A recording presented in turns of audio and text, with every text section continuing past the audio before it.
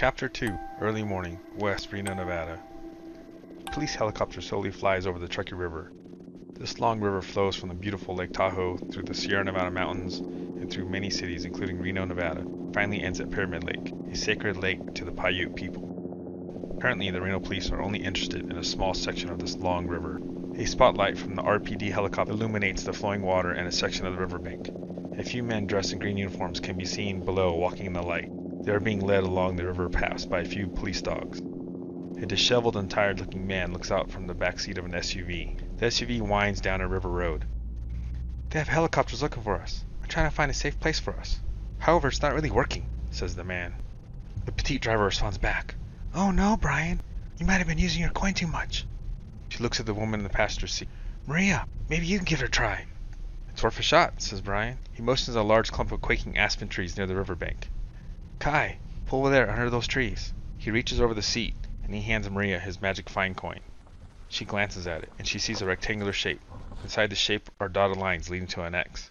I'll try, says Maria, as she closes her fist. She thinks, find us a safe place to hide for the night. She feels a fast dropping sensation in her belly. The feeling is reminiscent of an amusement ride at a theme park. On the ride, she sat on a long bench. The bench was lifted up into the sky up a long tower. At the top of the tower, the bench stops for a moment. The last time she rode, she held a penny in front of her face. Then the bench was released and fell along the tower on steel tracks. She released her penny. As she fell, her stomach felt as if it was left behind. She saw the penny floating in front of her. The copper penny blinked in the light as it spun. It looked like a magic trick. The penny floating in space, held aloft by nothing. Two objects falling at the same rate, Maria and the coin, caused the illusion. The bench was slowed down by powerful brakes, and the penny continued on its journey. It hit the ground, and it bounced away, never to be seen again. Oh, I hate that part, says Maria. The dropping feeling goes away. She feels a slight pulling one direction, then another, then another.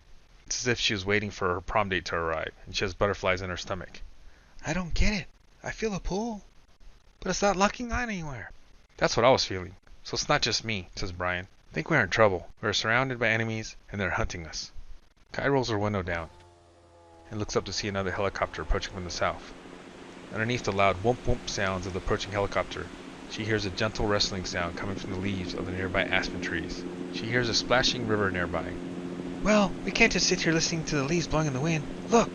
The trio turn towards the approaching helicopter. Slowly pull out and keep driving down this road, says Brian. Try not to attract their attention. Chapter 3. Private Jet. Flying west over the Sierra Nevada mountains. A flashing message indicator appears on a laptop screen. A man in an expensively tailored suit clicks on the message icon. Mr. Austin, the various police agencies have received the target's headshots. Good, he says aloud. He types back. And our local contractors? They also have the headshots. They are monitoring agency channels. Also inform our national and overseas contractors. I want those coins, types Mr. Austin. Affirmative. Chapter 4. The Devil's Children Clubhouse, Reno, Nevada. A large muscled man with a long white beard blurts out to the men seated along a table in front of him. Listen up. We have some business to take care of. Your old ladies will have to miss you for a while, because you'll all be busy. He places his gargantuan arms on the long wooden table in front of him. His white arms are laden with tattoos, black spiderwebs and red smiling devils with pitchforks. This could be a big payday for us, so we need all hands on deck. He looks at his right-hand man, his sergeant-at-arms. Gunther, call in all our men. The prospects, too. Let's see if they're ready to earn their patches. The black-bearded man smiles. Will do, Prez. Will do. Chapter 5. The Local 8th Clubhouse, Reno, Nevada. Mira, says a brown-skinned man dressed in khaki dress pants and khaki button-up top. He looks at the men and women around him in their large garage, which serves as their clubhouse. Time to make some money. Get all the homeboys and homegirls, and let's hit the streets. Time to go look for these cabrones. Vamos! Chapter 6. Footpath along the Truckee River, Reno, Nevada. A man dressed in a green uniform feels a buzz from his phone. He opens it, and he sees a message from his true employer on a secure message app. The secured message reads, Notice, high-value targets are definitely in the Reno area and near the Peterson incident. Bonuses are double for acquisition of my coins from these targets. Targets are extremely resourceful. Proceed with caution. Headshot images attached. After a brief moment, the message disappears from the app screen. The message no longer exists. It is lost in the electronic ether. only existed long enough for the man to read the message once. He looks at and memorizes the 3 images sent. They disappear as well. The first image was of a man in his 20s. He has a disheveled appearance. He needs a shave, a haircut, and probably a few days of sleep. He wouldn't be considered athletic or skinny. He'd be considered relatively average. The next image was of a small petite woman in her late 20s. She has freckles and a ponytail. She looks fit and she would be considered pretty. The final image is of a beautiful Hispanic woman. She has light brown eyes and brown hair. In the picture she's wearing a doctor's lab coat, so she's probably really smart as well as beautiful. That's 3 people with bonuses doubled. That's an easy 1.5, maybe 2 million if I play this right. Out loud he yells to the officers around him. If anybody gets another hit, I want to know. We're on the clock, people. Let's go. Chapter 7. Early morning, Truckee River Road, West Reno, Nevada. Kai starts to drive along the windy river road. She glances in her side mirrors, and she sees the newly arrived helicopter spotlight turn on. It starts to sweep the riverbank. It seems to be ignoring their SUV. It's not following us. She quickly finds out why. As she rounds a corner, she sees 2 staggered police cars blocking the street. Roadblock! Yells Kai. Can we turn around? Asks Brian. Before Kai can answer, a spotlight from one of the police cars shines into her face. She hits the brakes, and the SUV stops quite a distance away from the cars. She sees a police officer standing in the street. Pull forward! Yells the officer.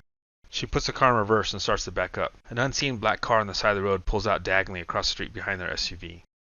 The front part of the car and engine is placed in one lane, and the rear part of the car is placed in the same lane as Kai.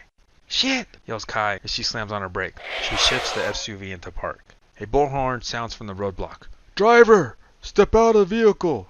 In her rearview mirror, Kai sees 2 police officers step out of the black car. They pull their guns out and aim 2-handed at the SUV. Shit! Shit! Yells Kai. Driver! Step out of the vehicle with your hands up! Yells the bullhorn. Maria grabs her coin. Do we fight our way out? She asks. Brian replies. They're cops. There's too many of them.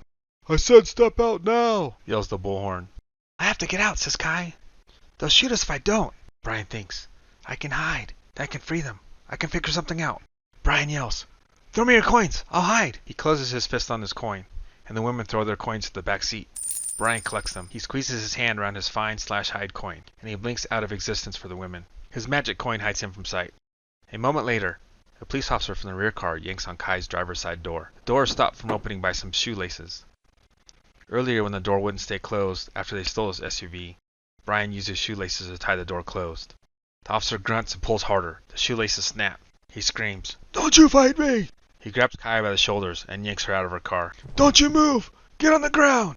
He sees Maria and yells to his partner. There's a passenger! A moment later, Maria's passenger side door is open. I'm getting out, says Maria to the officer. She steps out of the vehicle, and the officer forces her face against the side of the SUV. Kai and Maria are quickly placed into handcuffs. The officers manning the roadblock open the rear doors of the SUV. They point their guns in Brian's direction. They glance over the back seat into the storage area. Clear! They yell in unison. Brian holds his breath. His coin is allowing him to remain hidden from the officers. However, the primal fear of being caught is almost overwhelming. As the officers walk away from the back seat, Kai is illuminated by the parked police car spotlight. She looks back at Brian's location in the back seat. He sees a look of fear, pain, and humiliation on her face. He thinks, Damn it, I hate seeing that look on anyone. He glances at Maria, and she offers no resistance or comment to the officers. One of the officers starts to bark at the women. Why didn't you stop? Why did you try to run? Where are you coming from? What have you been doing this morning? Do you have any weapons? Have you been drinking? The women don't have a chance to answer. The officer is so full of adrenaline, he asks questions faster than the women can process them. However, one of the 4 officers is extremely calm and focused. He has a look of recognition as he stares intently at Kai. He picks up his radio. Dispatch, this is Unit 23. I have 2 women in custody on Truckee River Road. Possible suspects from the Peterson incident. I'll be returning with them. Hey guys, place them in my car, says the comm officer.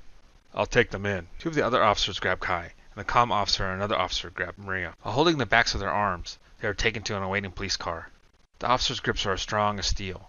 Kai starts to shake and silently sob. As the police officers walk away from the SUV towards their fellow officer's car, Brian slides out of the back seat. He crouch walks to the rear bumper, and he slips around and behind the black police car. The parked car makes an effective barrier being in the middle of the street. How do I solve this? Thinks Brian. He peers over the trunk. He notices the car that the women are being led to is facing his direction. He'll probably drive this way. This black car's in the way. Maybe I can cause a distraction. He looks at the car in front of him, and he looks at the 3 coins in his hand. He comes up with an idea. He pockets all the coins except one. He closes his fist and concentrates for a minute. Sword, please, he thinks. He feels a punch to his belly and a spinning in his bowels. After a moment, the feeling leaves him, and a large bronze-colored sword appears in his hand. Wow, cool color. I thought it would be black. He slowly stabs both tires on his side of the car. The tires quickly deflate. He opens his palm, and a puff of steam escapes his hand as the sword dissipates. He pockets a sword coin in one pocket, and he grabs the other 2 coins, one in each hand. Crouch walks to the side of the road near the front of the parked car. He lays in a small defilade, and he uses his find/hide coin to hide. I hope this works, he thinks.